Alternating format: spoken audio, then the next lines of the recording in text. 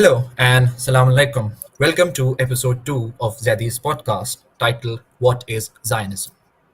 For today's episode, with us we have Abuzer Zaidi from Philadelphia, USA. He's a Temple University graduate in the field of public policy. He has studied the anthropological dimensions of political ideology. He has also taught political philosophy at Temple University. As a student, he has delved deeply into Palestinian resistance and reactions to it. As an active practitioner, he has fervently advocated for the Palestinian cause. Our other guest is Sister Aruba Zaidi from New Jersey, USA. She possesses the public health and biostatic qualifications, and her current research endeavors focuses on maternal health and well-being. The Palestinian resistance movement has been an integral part of her upbringing, and she recognizes it as an essence of who she strives to be. Thank you all for joining. It's an honor to be here. So, our first question is the title itself. Like, what is Zionism? As mentioned by Abbas in the previous episode, there was a term known as Zionism, and people here in India are not much aware of what exactly Zionism is. So, if we can discuss and get a little bit brief, and a definition of what exactly Zionism is. I can say how I understand Zionism, and then maybe Sister Aruba can join in after me. But the modern iteration of Zionism, as it is relevant and germane to the current Israel-Palestinian conflict, the simplest definition is what's Jewish ethno-nationalism. Now, that's a big word, contains a lot of suffixes and prefixes, but the notion is that in regards to Judaism and what it means to be Jewish, there's the academic consensus is that there's basically two aspects of Jewish identity that are important. One is the religious identity, and one is the ethnic identity. And so when talking about Zionism, the religious identity is basically not 100% relevant. Discussion around Zionism centers Jewish ethnic identity. And then ethno-nationalism, as I mentioned, it centers Jewish ethnic identity. And so what nationalism is the notion that an ethnic group deserves a political state.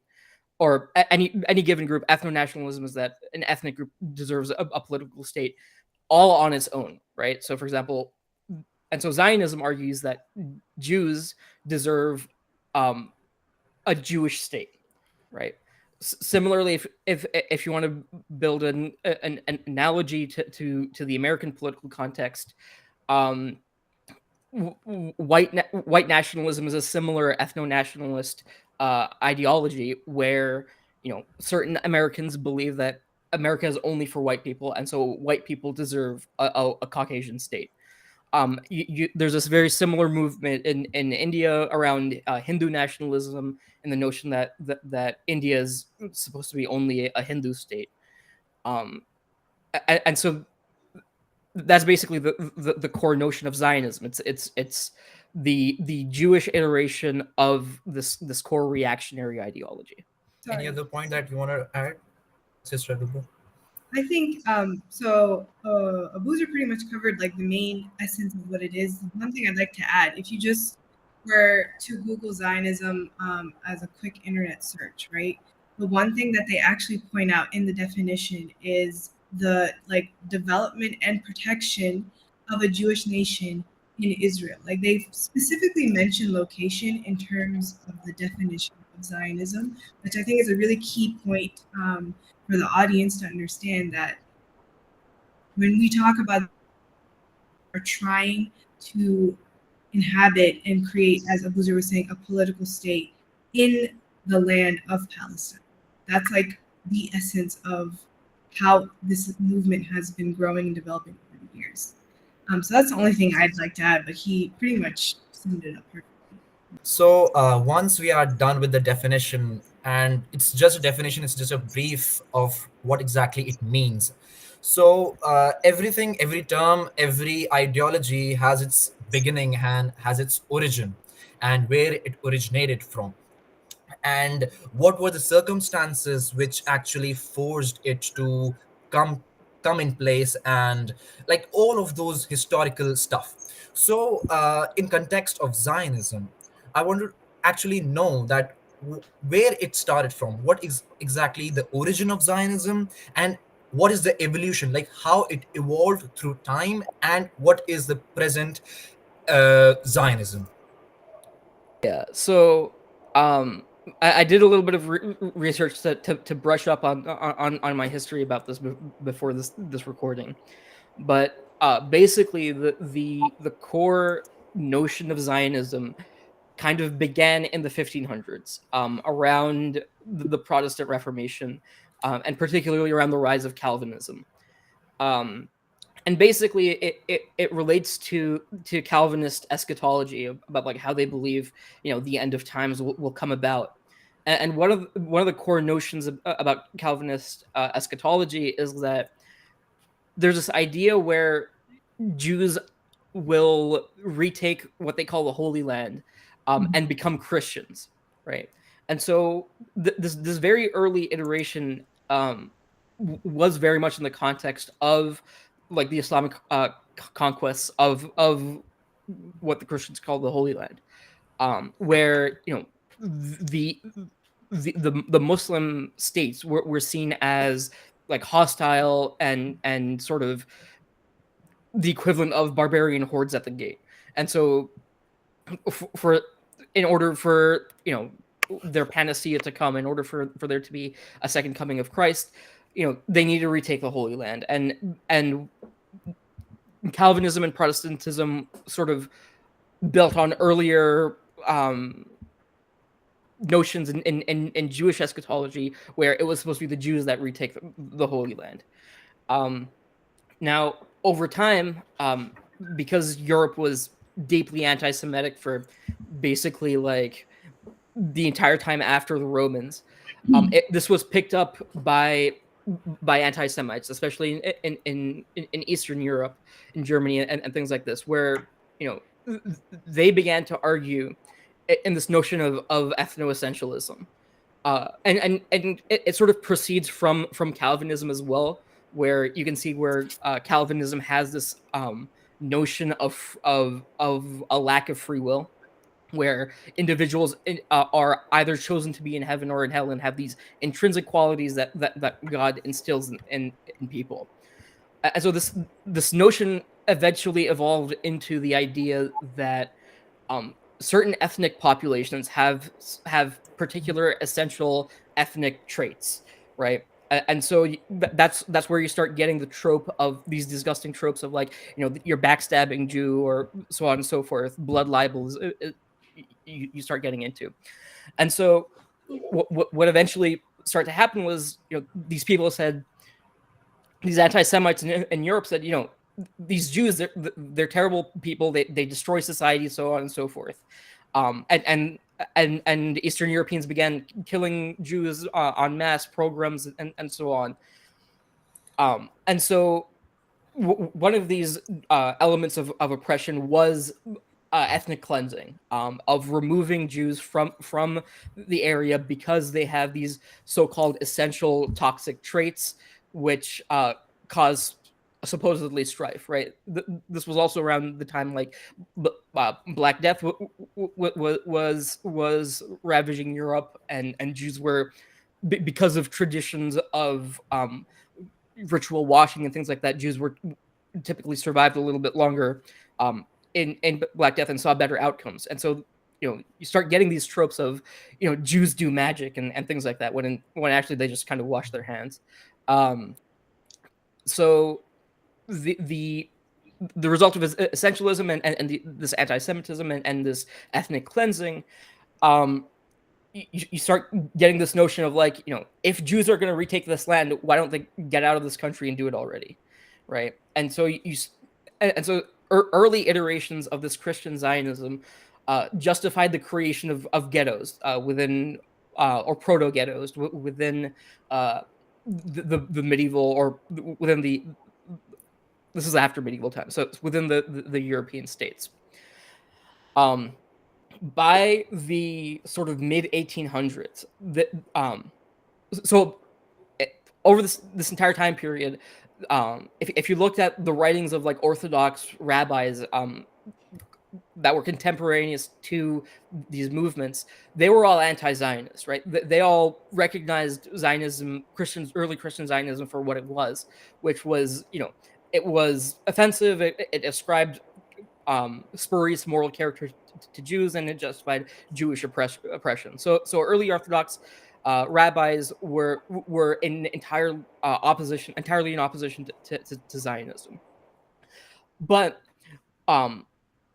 what some now by the mid 1800s, you start getting these thinkers like Theodor Herzl and Jabotinsky, and these people who are typically accredited as the founding fathers of modern Zionism. And part of their appeal for a Jewish state was the same essentialist anti-Semitic tropes that the anti-Semites in Europe created. And so you can see like there's a direct relationship between early Christian Zionism and anti-Semitism and Jabotinsky and Herzl. And so based off of these anti-Semitic tropes of, Jews will inevitably be oppressed because, they're intrinsically different, and sometimes they root it in misinterpretations of the Jewish Old Testament. They start justifying the fact that, maybe the anti-Semites are correct. Maybe we should leave the European countries and create our own ethnically pure state. And so around this time, you also get Kahanists, which are explicit fascists.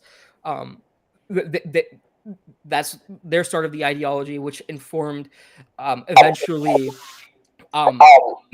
migrations to Palestine. The Europeans. One thing that Sister Aruba mentions, that the modern iteration of Zionism entails the creation of the Jewish state in the land of Israel, but earlier Zionist movements were considering everywhere from Portugal to Argentina, and some also proposed New York, and so. But eventually, there was a lot of work, a lot of rhetorical work, a lot of propaganda around the time of the First World War, sort of in the interwar period, trying to get Jewish individuals to migrate to, at that point, the Palestinian Mandate, and so through eventual migrations, which they call the Aliyah. The first Aliyah was a relatively small, restricted migration in the late 1800s, and then you have one after World War One, and then you had the Holocaust, right? Which obviously, terrible thing. 6 million Jews died. They had to go somewhere. And so this is where, your Theodor Herzls and your Jabotinskys start to gain recognition in the European halls of power, with Israel being the location of choice. And so this third migration led to the rise of early militias, which were informed by these Jewish Zionist thinkers like the Irgun and the Haganah, which eventually became the IDF. Mm-hmm.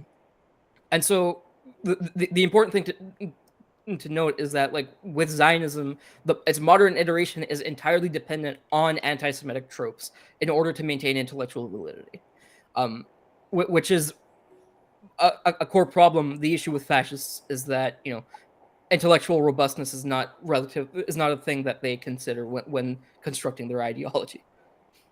The only thing that, just like to provide a different context to this whole situation, right? This is what's going on, in Europe, and there's a whole mass agenda going on behind. Leaders have said that the enemy is more aware than even us Muslims on the future of Islam and what being the representatives of God on this earth really does mean, right? And in doing so, they strategically are able to capture these lands because they know the importance of it in the future in establishing an Islamic government, right? And Islam, you can use it as a title, but it's the government of Haqq. This whole battle on earth is always going to be Haqq versus Batil. And we need to understand that contextually, why it's so important to understand this specific issue, that this is not about different sects of Islam or who specifically is in Palestine, whether they're Christians or even the minority populations, Black Jewish populations in Palestine. It's about the fact that this land is being usurped and taken away from the rightful owner, who we all know to be the Imam of our time.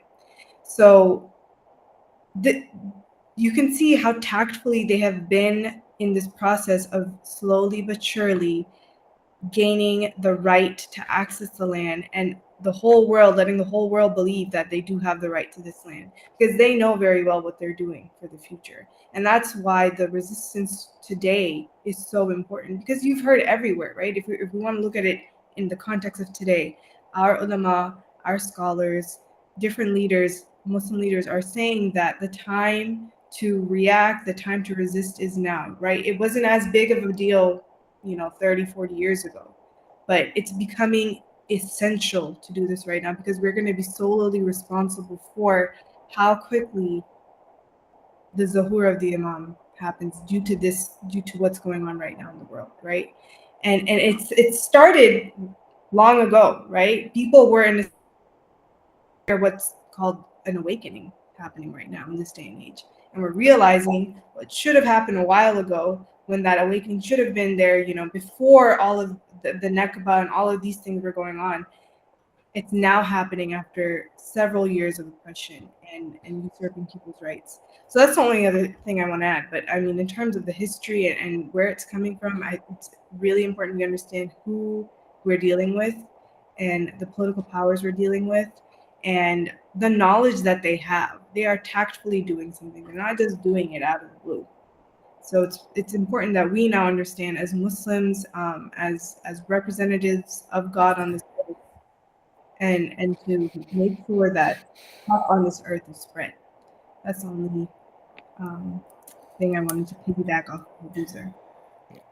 Yeah, so Abuzer just mentioned a term known as Christian Zionism, and people usually align Zionism with Judaism, and they actually confuse the fact that Judaism and Zionism are something the same or similar kind of thing. So before actually getting into more of detail and into few incidents of history, let's have a brief, and let's first understand what exactly Christian Zionism is. Yeah, so Christian Zionism is basically the anti-Semitic half of Zionism, right? So the way it works in America is that, like, you have your anti-Semitic right wing, who you know believes in ethno-essentialism, believes in these intrinsic tropes, does not believe in multiculturalism, doesn't believe that different groups of people can live in harmony with each other. And so they use this to justify the fact that Jews should create their own state, because of their fundamental disbelief in the fact that different peoples can live together in harmony. They say, let the Jews, like, get the Jews out of here. I don't want them near me. They can have their own state off in the on the other side of the world. And so that's the underlying notion, and then they sell it as being somehow pro-Jewish, even though they're recycling anti-Semitic tropes. Mhm. Um, And so that's and so Christian Zionism is basically the the expression of that specific anti-Semitism. In America, in the American political context, the largest lobbying organizations are Christian Zionists, who want to really push hard the notion of like the right of return and Jews going to Israel. And so you mentioned about the fact that like of like Judaism and Zionism being conflated. It's a particular tactic by Christian Zionists as well, right? Where it's they're trying their hardest to say that all Jews should be Zionists, and Jewish Zionists are trying to argue that all Jews are Zionist. And so the notion of Zionism as in Israel and in Jewish communities is that like Jewish Zionism is intrinsically intrinsically has a Jewish character to it, right? In the same way, white nationalism has an intrinsic white nature to it. Christian nationalism has a Christian nature to it, but that doesn't necessarily imply that all Jewish people are Zionists, right? There's pretty substantial movements in the West. Jewish Voice for Peace, is one of the big ones, where the Jewish people who don't believe in Zionism, and as I mentioned, like early Orthodox rabbis didn't believe in Zionism either.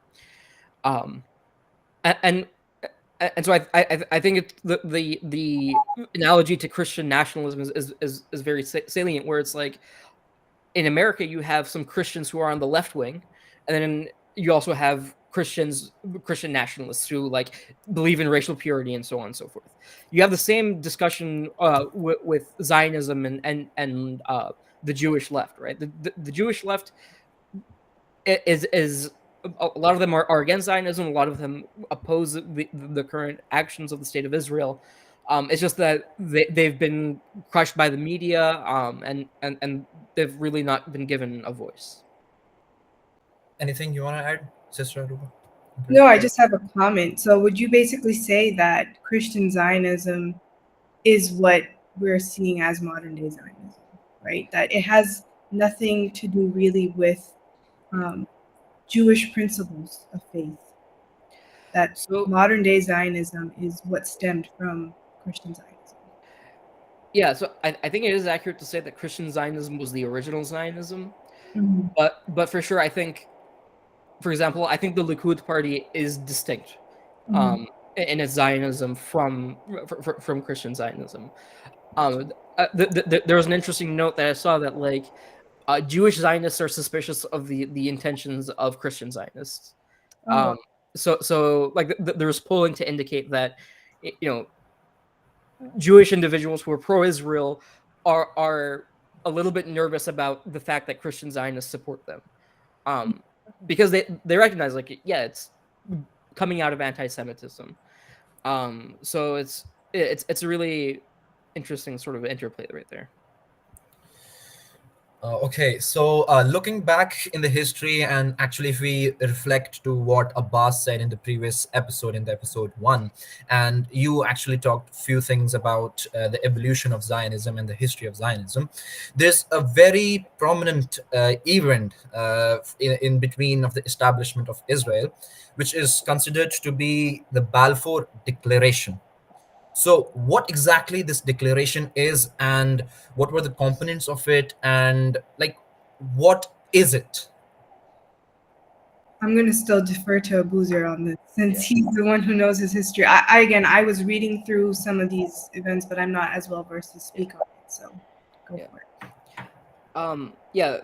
Basically the Balfour Declaration was a sort of declaration of UK foreign policy doctrine. So obviously there was the British Mandate, and when in the context of World War I, right? When in fighting the Axis powers, was it called the Axis back then? Yeah. In fighting the Axis powers, one of the Axis powers was Ottoman Turkey, or the Ottoman Empire. And so there was a a backdoor deal struck by UK by the UK Foreign Ministry, by the Department of State, by British intelligence, to support the an Arab revolt of the Ottoman Empire. And so the backdoor deal was that the Arabs get independent states from like as a reward for revolting against the Ottoman Empire. Now after World War or around, I forget the exact year that the Balfour Declaration was announced, but basically the Balfour Declaration was the official document that sort of indicated a betrayal of that backdoor agreement. There is some documentation to support the existence of that backdoor agreement, but the Balfour Declaration was an explicit, we're giving these lands to the Jewish people. And then later, the Balfour Declaration was executed through Sykes-Picot, which split up the Middle East and the former Ottoman Empire into basically states that had no relationship with the underlying political structures of the Middle East. And so the Balfour Declaration was basically a statement of intent and policy, where the British were in the situation where they'd kind of promised two groups of people the same land. Where with the Balfour Declaration they announced, we're siding with one side over the other. Okay, so as you mentioned in the previous answer that people there's actually a difference between Judaism and Zionism. I just wanted to add one thing into that, is that when I was actually nowadays when we actually scroll through Instagram, the only content that we go through is everything related to the Israel and Palestine issues and what is happening in Palestine and what's the history, and few other podcasts and interviews. In those interviews, what I saw, there was a rabbi who was speaking about Zionism and the father of Zionism. He mentioned that the Zionism in itself was based on and was started by an atheist, and he was actually an atheist, and he was not he never recognized himself towards any particular religion. He was born probably into a Jewish family, but he was not he was an atheist. And he mentions that this Zionism, the whole foundation of Zionism, is based on atheism. Now he relates it, and this Zionism is actually based on few satanic ideologies and few satanic activities, which is considered to be a sin.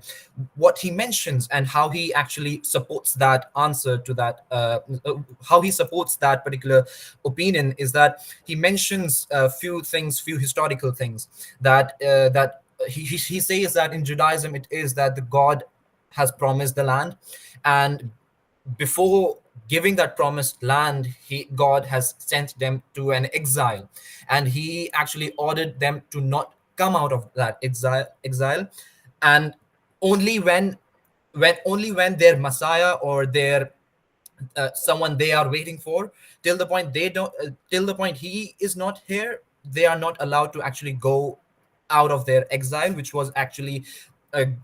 was actually done by God himself. And this Zionism actually broke that exile, and they actually came out of exile. This particular Zionism actually forced Jews to go against their own religion and go against their own God, and that they committed a sin by coming out of the exile and settling in a particular land which was actually not theirs. Yeah. So the only comment that I have on that is in modern times the only rabbinical opinion that relates to that that I'm aware of is that espoused by the Neturei Karta group of Jewish rabbis. And the problem with NK or Neturei Karta is that they are a fringe group, and I would be careful about taking consensus opinion from them. Generally speaking, what I found is that early Orthodox rabbis shared that opinion, but fundamentally, the notion of like the religious legitimacy of the state of Israel is something that I think we as non-Jews and non-rabbis can't really speak on robustly. That's something that the rabbinical group class of Jewish individuals, that's something that they have to decide on their own, and they have to come to a consensus on that.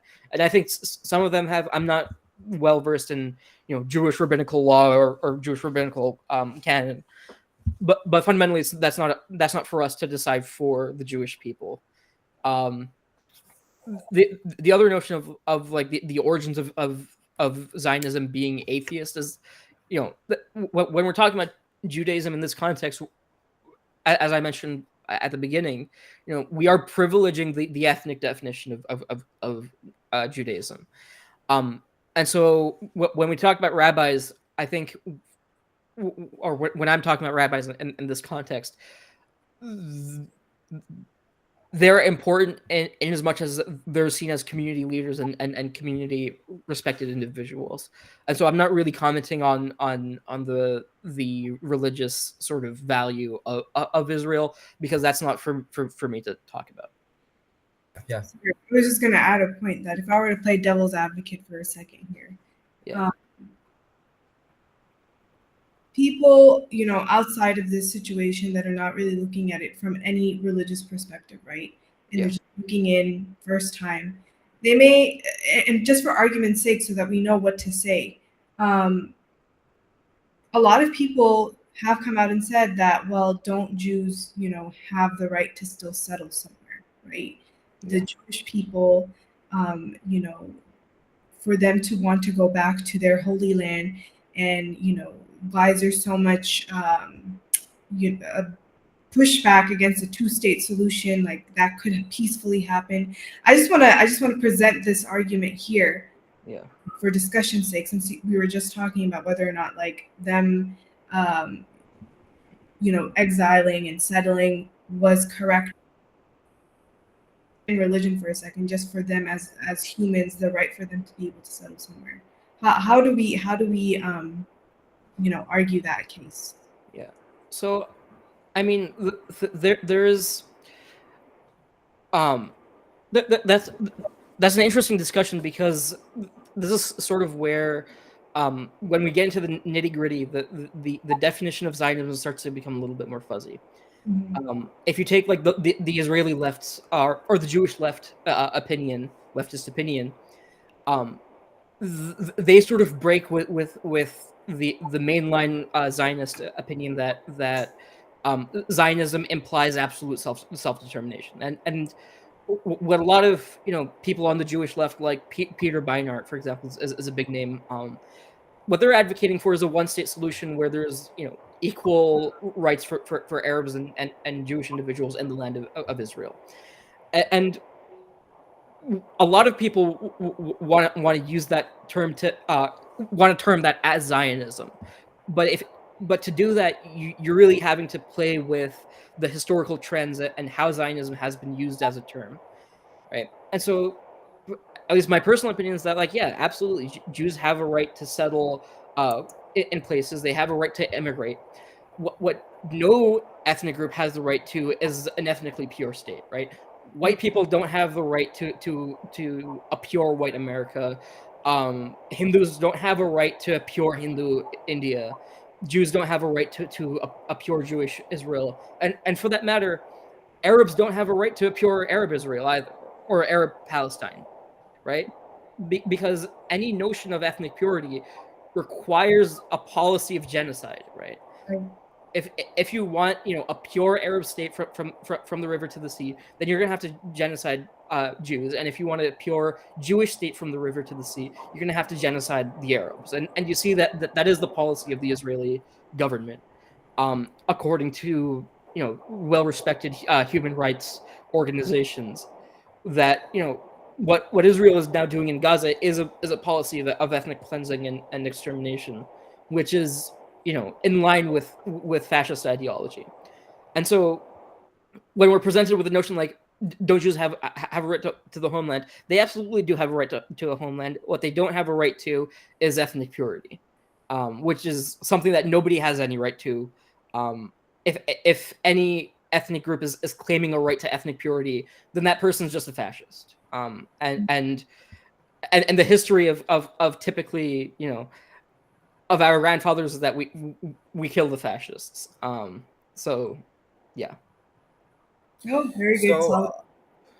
so you mentioned now it's there in the discussion. So let's just a little bit discuss on that, and let's just go a little bit out of track and just discuss on it. The rebuttals that can come on it is that just the way a Jewish or Jews don't have the right to a pure Jewish land, and Hindus don't have the right to have a pure Hindu land, and similarly with whites and with blacks. Similar case can be said for Muslims, that Muslims don't have the right to a pure Muslim land. And in the history, they can bring out history, and they can say that in the history, the land which is today the Middle East, the land which we refer to as the Muslim land, and the countries which are currently Muslim were actually conquered by the previous rulers, by the previous Muslim rulers, which also kind of aimed. I think what I think now, you can put up your opinions, and you can actually go against what I think is their aim was also to get a land which is ethnically pure.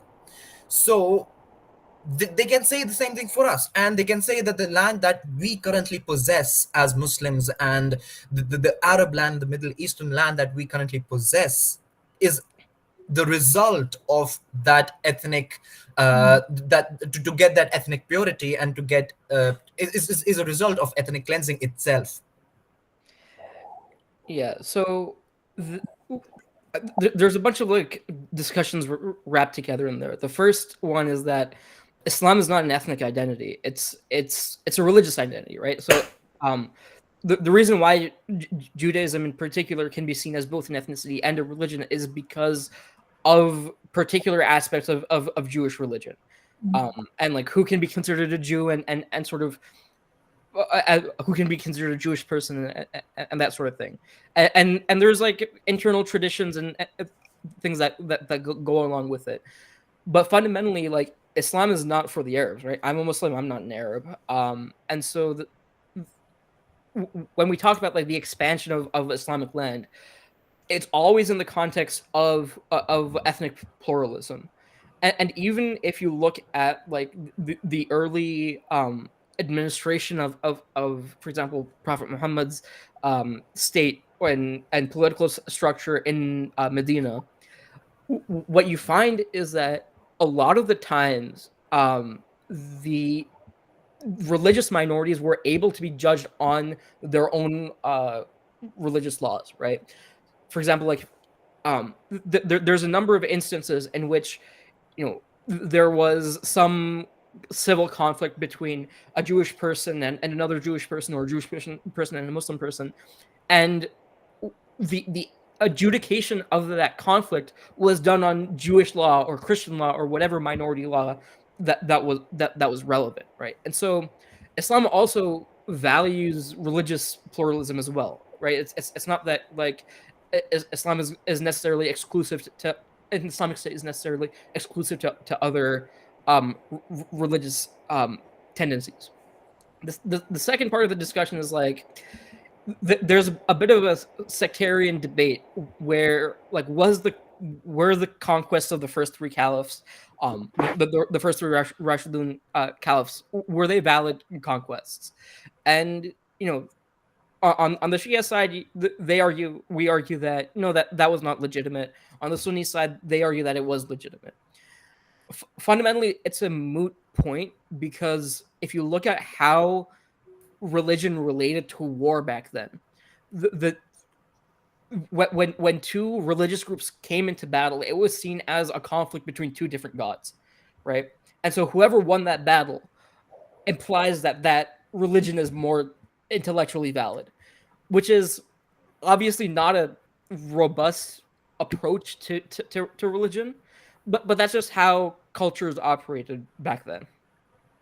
Now, the third discussion wrapped into to that point is the discussion of Salafism, right? Which is a pretty substantial ideology in the modern Islamic sort of world, which is a problem because it is also intrinsically ethno-nationalist, right? So the lie that Islam is intrinsically Arab or has intrinsically Arab aesthetics is a lie that's also perpetuated by the Salafists, by ISIS, and so on. And so, you know, the notion of Arab ethnic purity is a problem that needs to be addressed in the administration of Salafist states like Saudi Arabia, and like Qatar, Kuwait, Bahrain, like all these Arab monarchies argue around a logic of ethno-religious purity, which is a problem that we definitely need to confront. That we need to identify the fact that Salafists are heretical relative to mainline Sunni belief, that they are a dangerous ideology that we do need to fight against.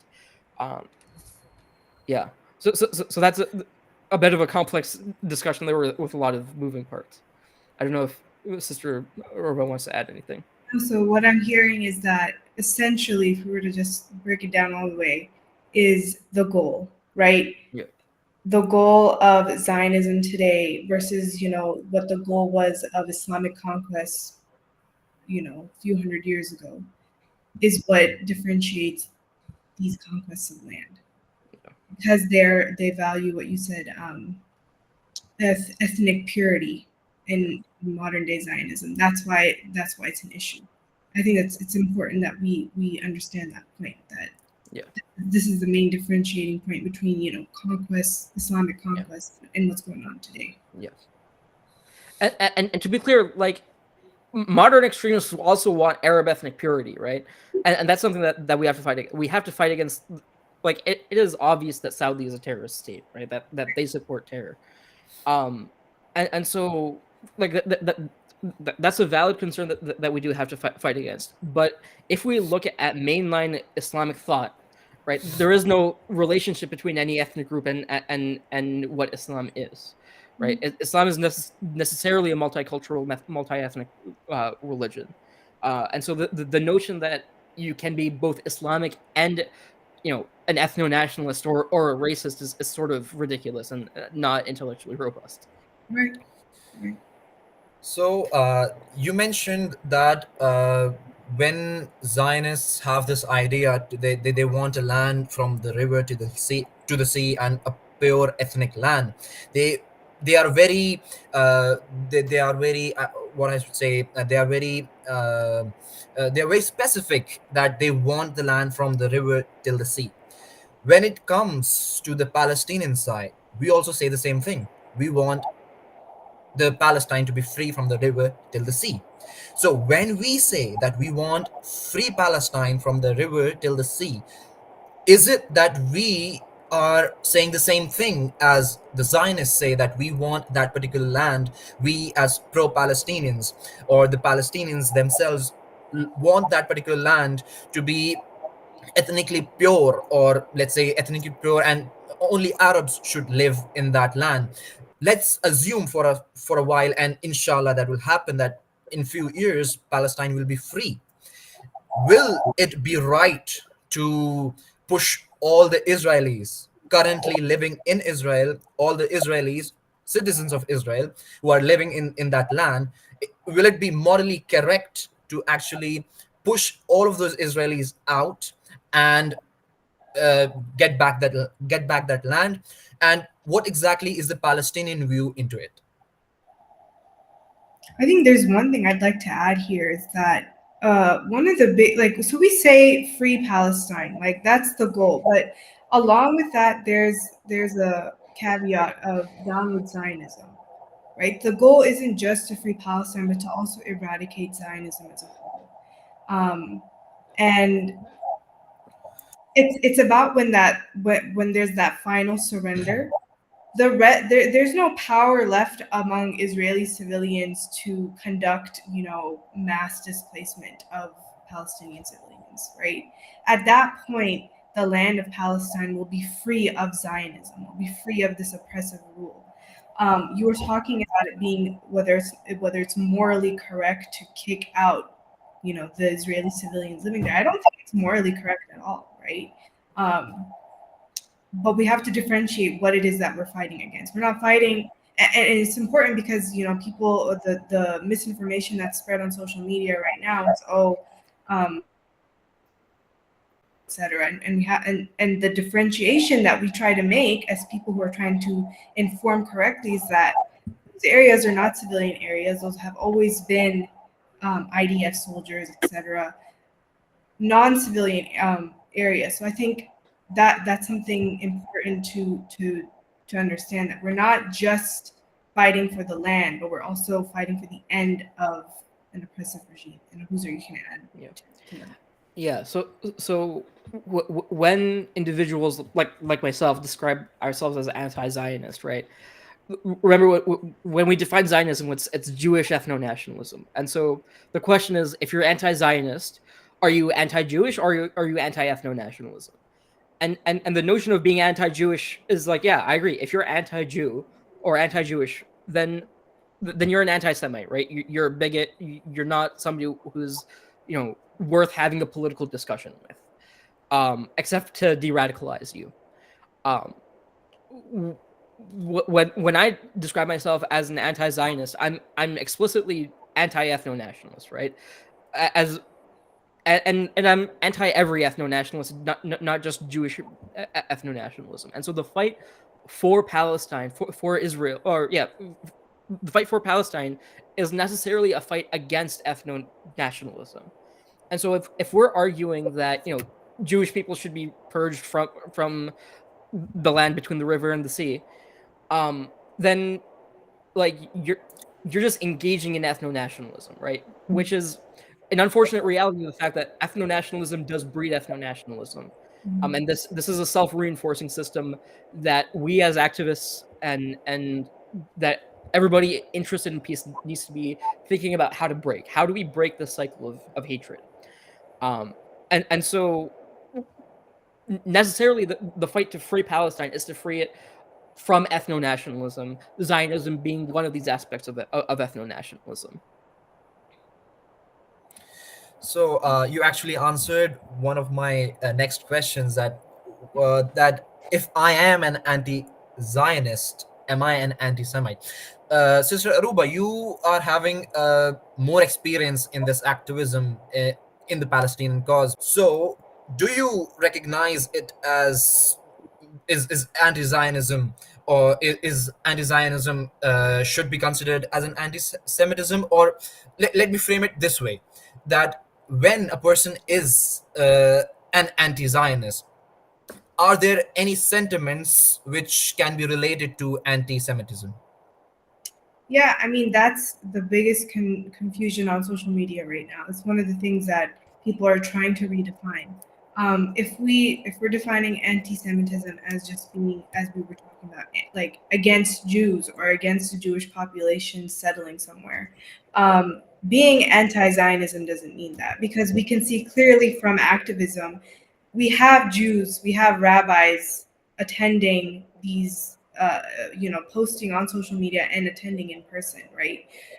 We have normal, not rabbis or super religious Jews, but normal Jewish civilians in the United States taking huge stances in the fight against Zionism. And one thing I'd like to point out is what I've seen in their signage when they go out for rallies together as a Jewish whole.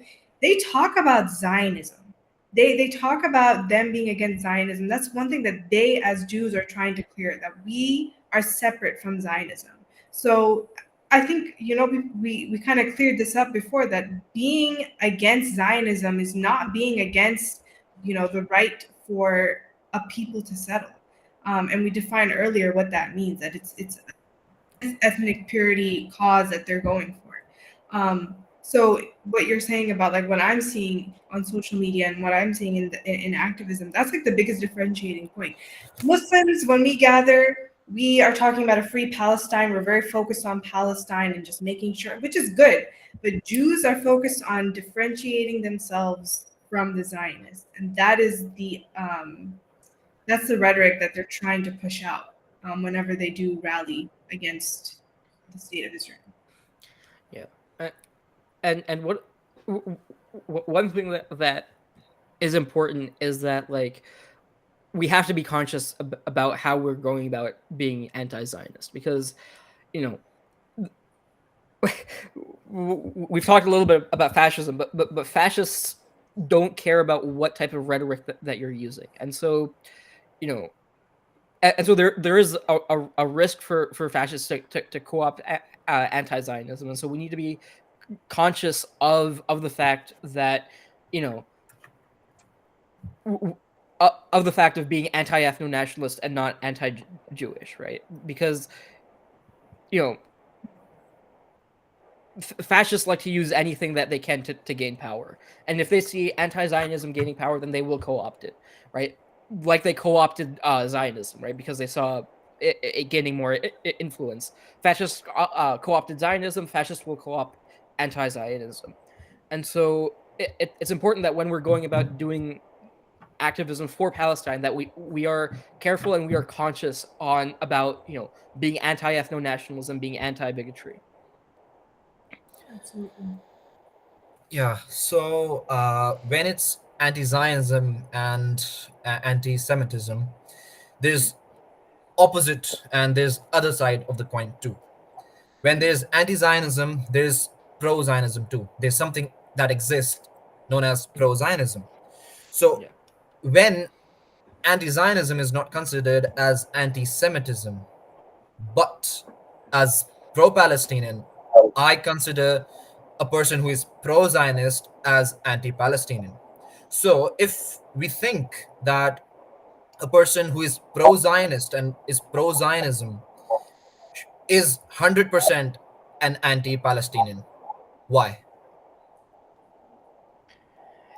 Yeah, so this goes back to how different people like to use the term Zionism, right?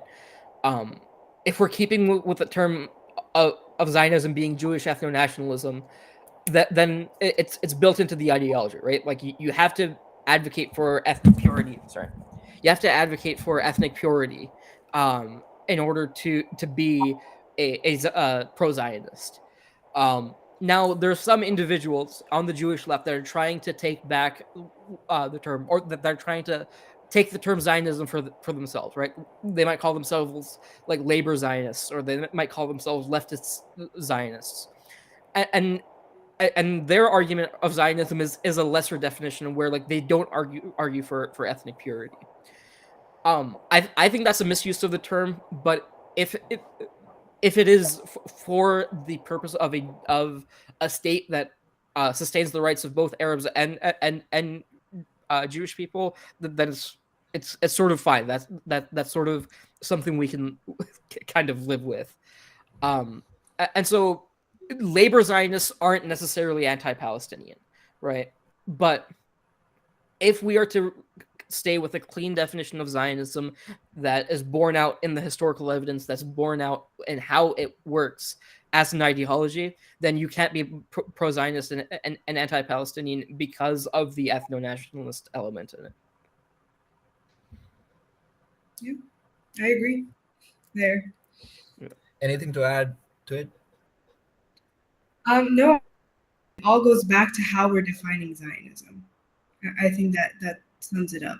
And if people feel that those are both like polar opposites, that it's about one of the roles that we were discussing last week as people who are active on social media is to go out there and stop misinformation from spreading and correct those definitions and go like this is why social media activism is important, right? For the purposes of these definitions that we're trying to work with, and what does this mean? We have to go in, we have to understand the history to see where we are now, and I think Abuzer pretty much, Yeah. explained that well and clearly. Okay, so just a little bit based on the realist, based on what's happening on ground, and you, Sister Aruba, have you have participated in various protests, and you have actively participated in protests and on streets processions, right? So I personally, in India, I'm not having the opportunity to actually participate in such rallies.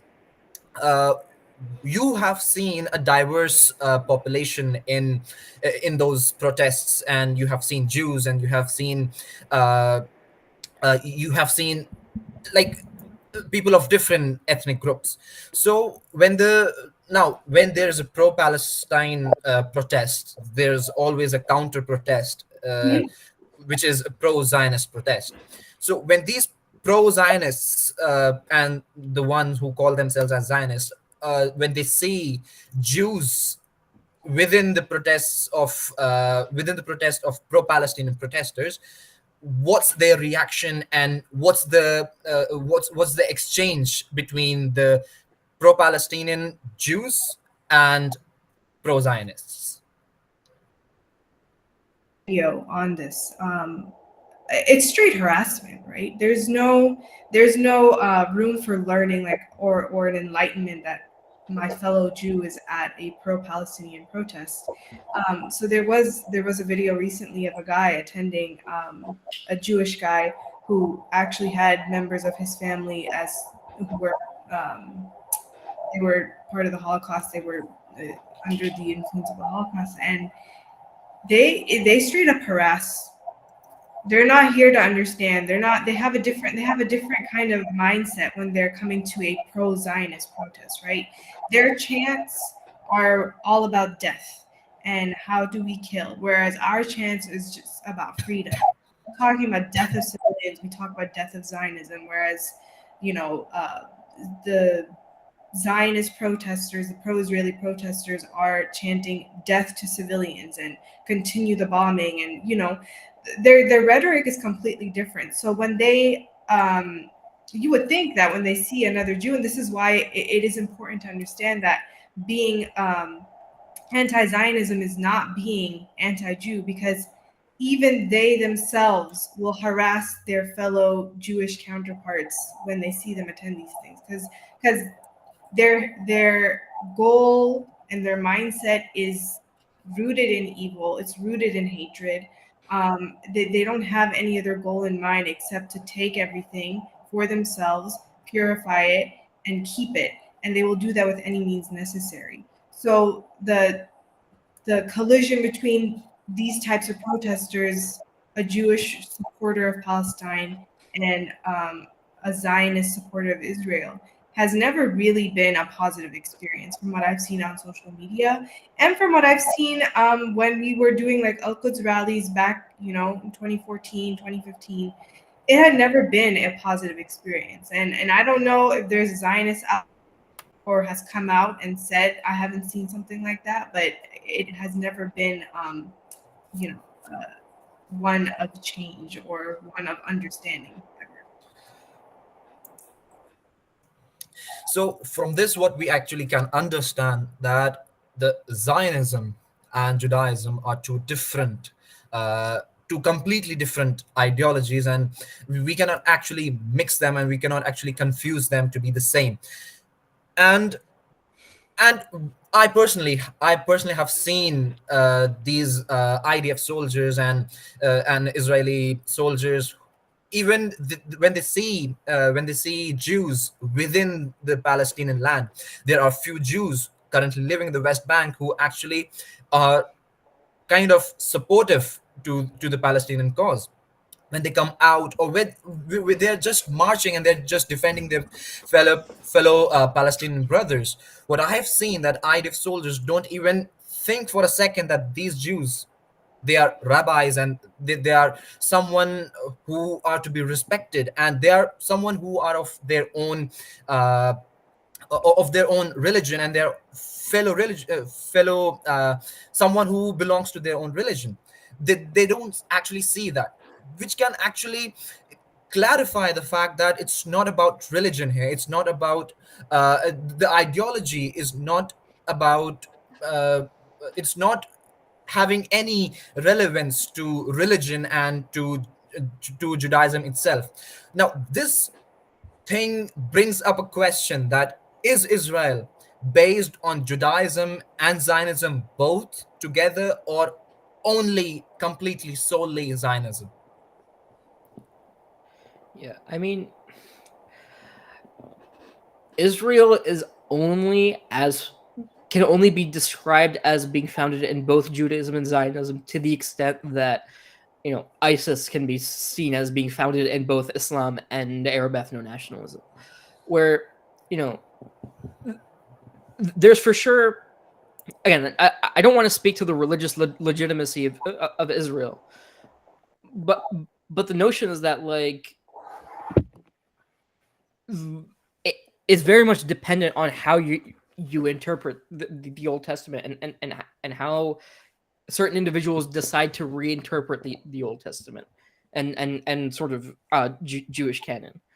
But fundamentally, the what we as non-Jewish individuals who don't have any legitimacy in determining Jewish doctrines, that like we can only identify really the fact that Zionism is the most is the founding ideology of Israel.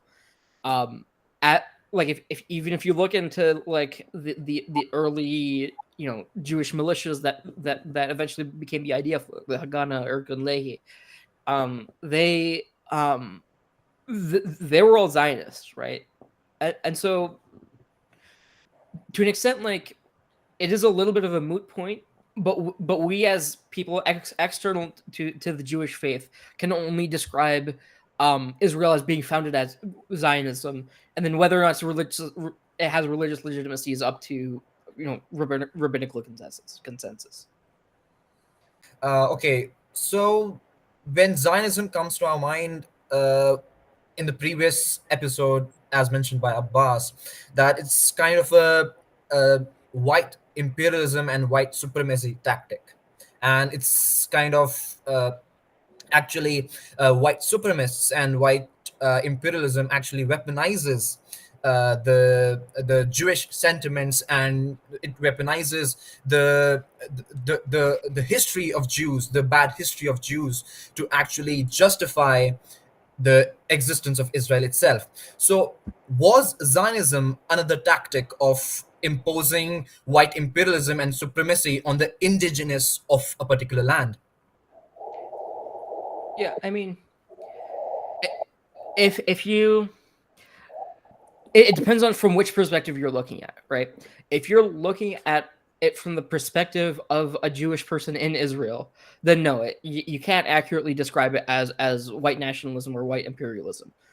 But if you're looking at it from the perspective of like Joe Biden, right? Joe Biden describes himself as a Zionist.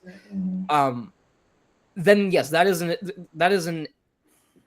a version of white nationalism, of white imperialism in practice, right? So for American policymakers in the imperial core, yeah, the state of Israel is an imperialist project. The state of Israel is an imperialist project, and you can see it in like how the military tactics work.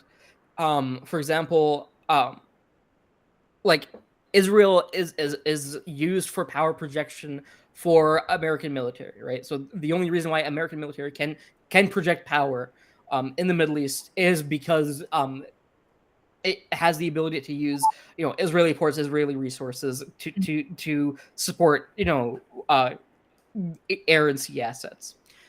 And so to an extent, like to the extent that America and the British Empire used Israel as a means of power projection, yes, it is an instrument of imperialism.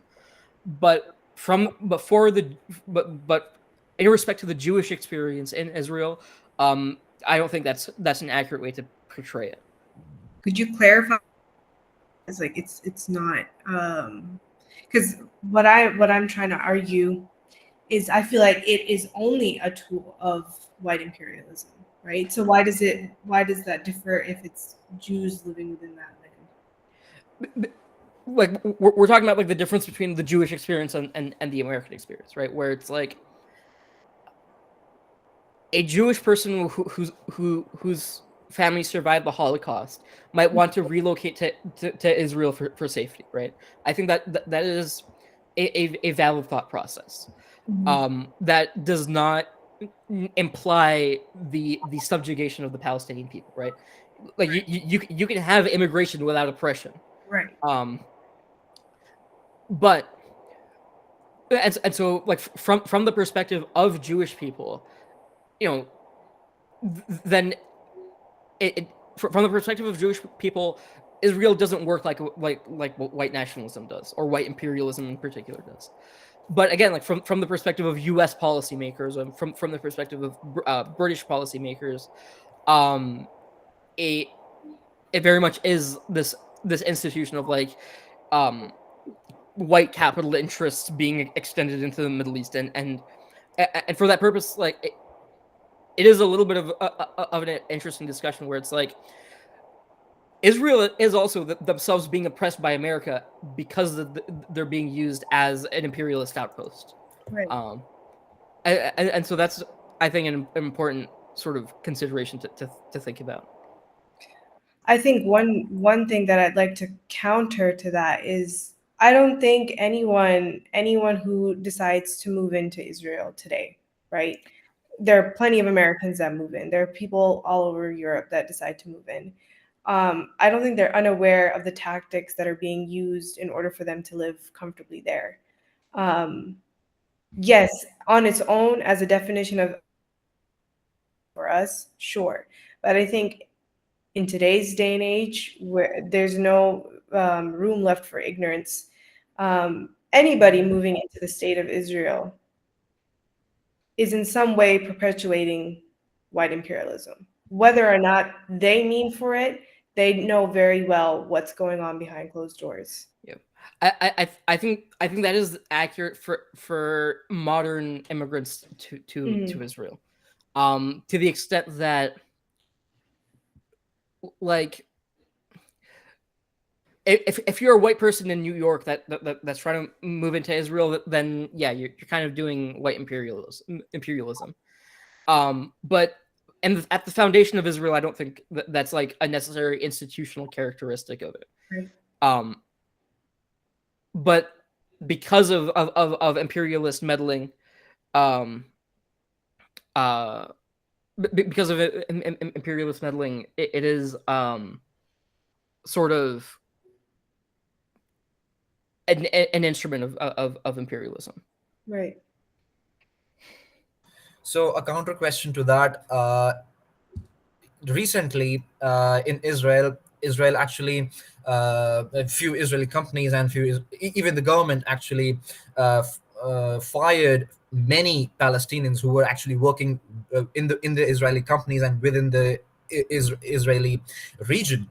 And once it fired all of those Palestinian people, it demanded India to actually to actually generate few employment for them, and so that the people from India actually who are unemployed and can get job should migrate to Israel to get a job. So for example, a person from India is actually considering the fact that he wants to go to Israel because Israel seems to be a safe and seems to be a very developed country, and it's going to bring opportunities for them.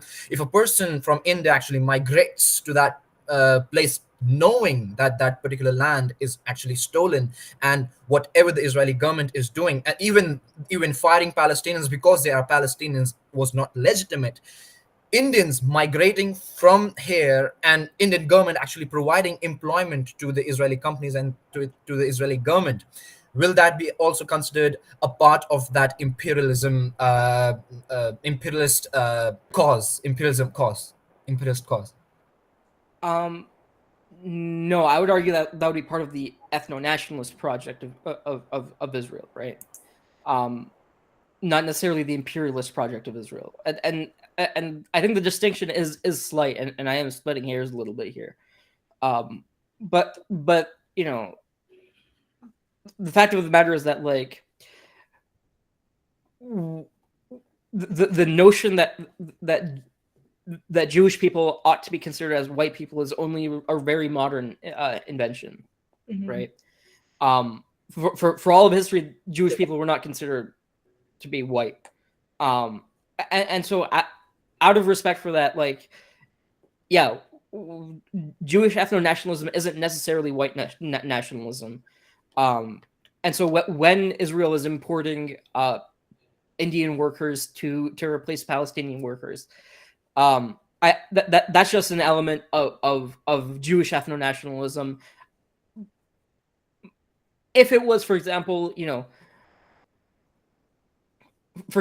if it was America deporting Mexican asylum seekers to Israel, then that would be an element or an instrument of white imperialism.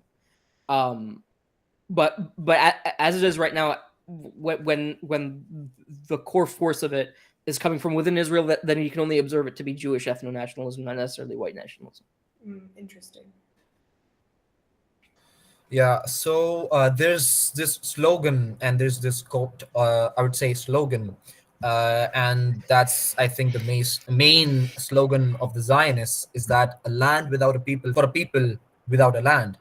So this actually implies that the land that they actually acquired, the Israel land, and previously actually also mentioned by Benjamin Netanyahu that it was actually a land of it was a barren land, it was a wasteland, and it needs to be and they wanted to actually use that particular land. So they use this slogan, a land without a people for a people without land. So a little bit a light on this particular quote and how morally incorrect and how the basis of this slogan is incorrect in itself. Yeah, like the land of Palestine has been continuously inhabited for a very long time, right? It's one of the oldest, longest human settled areas, right?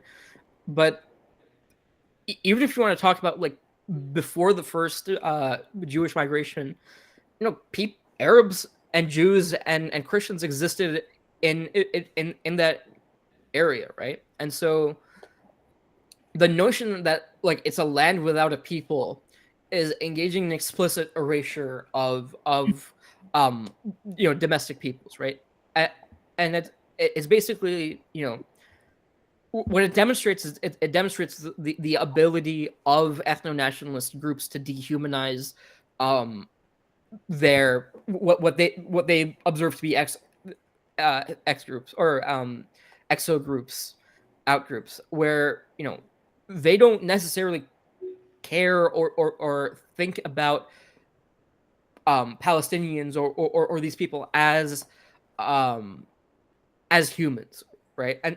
And so as a result, you lead to the conclusion of a land without a people. And again, the notion of a people without a land is like, yeah, nobody has the right to an ethnically pure land. And so if and so yeah, that's basically the core problematic, where it's like you're erasing the domestic Palestinian experience. Okay, so thank you all for all of these answers, and it was a very interactive session. And I personally learned a lot from it, and I think the audience and the viewers were also able to gain a lot of things out of this particular discussion.